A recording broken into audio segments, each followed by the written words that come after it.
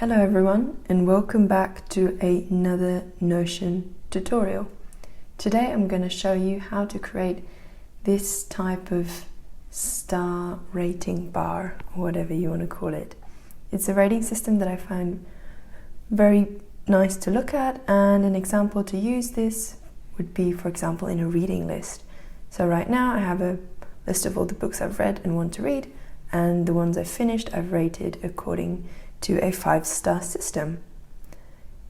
The basis of what you need to know in order to make this kind of rating for you is the shortcut to include emojis, because that's how we're going to do it.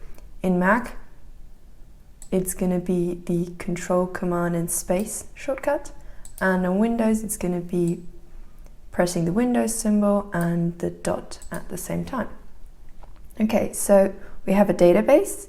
That's very important. It won't work with like a table. You do need databases for this.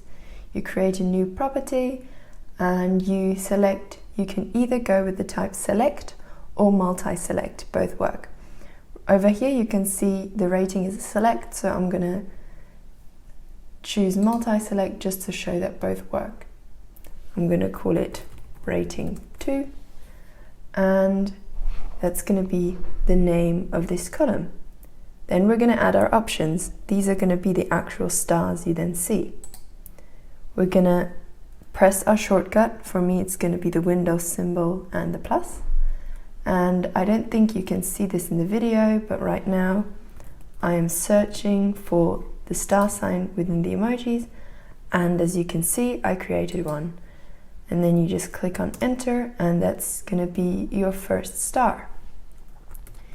And then to make the whole rating system, or to create it, you just do this for every single rating. So you repeat this process from 1 to 5.